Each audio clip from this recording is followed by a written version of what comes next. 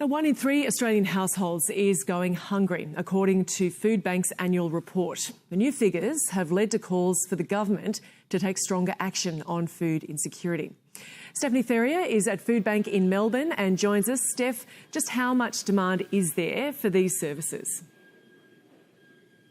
Good morning, Gemma. Well, it's always increasing at the same time that there are difficulties with supplies going up. And the last time I was here in the Foodbank warehouse, which is in Melbourne's west, these shelves were piled high with food products. And as you can see, it's a lot lower at the moment. And that's because Foodbank has had a 19% drop in donations at the same time that the demand has gone up by about 15%.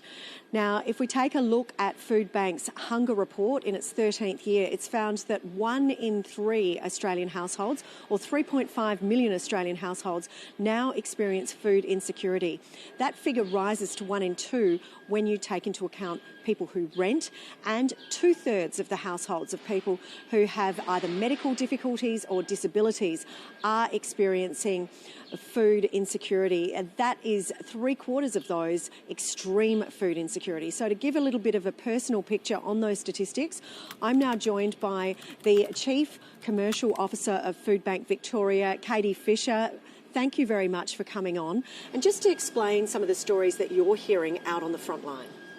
So we're seeing things like families that their rent has gone up $700 a month, and that means that every single dollar that they were spending on food is now going into rent to keep the roof over their head. And that means that they're having to reach out and ask for help for the first time. Do you foresee that this increase in demand is going to spike before Christmas, particularly because yesterday we saw the Reserve Bank deciding not to cut interest rates and also inflation continuing to go up? Every Christmas, without fail, we see an increase in demand, and we are absolutely expecting the same thing to happen again this year. When you have, bills coming up at this time of year, a lot of people who are working casually might not be working over the summer break. And when you want to make Christmas a special time with presents and food, it's definitely a time that we see more people reaching out and asking for help. We're seeing a huge amount of food wastage out there in Australia at the same time. What are you calling on the federal government to do in terms of tax incentives?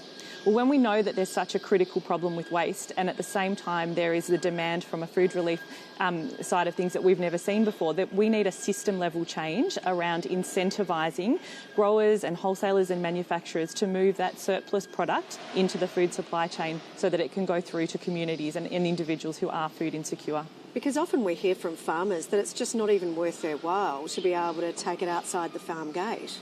It's the cost of labour and the cost of actually getting the product onto trucks and into Foodbank that's one of the issues. And so we're looking at what are the incentives? How can we connect that beautiful produce that's already grown and already there? How can we get it off farm and make it sustainable for regional communities while we're doing that? And lastly, you're out there with your food buses. And so what is it like when you end up not having enough for the people in need? And what would you say to some of those people as well? We see long queues coming for our services at our mobile supermarkets, and they have a certain amount of food, and we do our very best to make sure there's enough. But there are always people at the end of those lines who miss out, and they're missing out on basic things like rice and pasta and fresh fruit and vegetables. And it's really difficult from one human to another to say, I'm really sorry that we're not able to help you today. Yeah, and so I guess to keep trying to get that assistance is your advice. Absolutely, reach out. There's plenty of services, and I think from a community perspective, we're a community organisation and we need our community to reach out and help us help Victorians and Australians. Yeah. Okay, thank you, Katie, for your time. Thanks. So clearly the demand is still there and it's expected to rise, particularly, of course, as well as we come into our disaster season.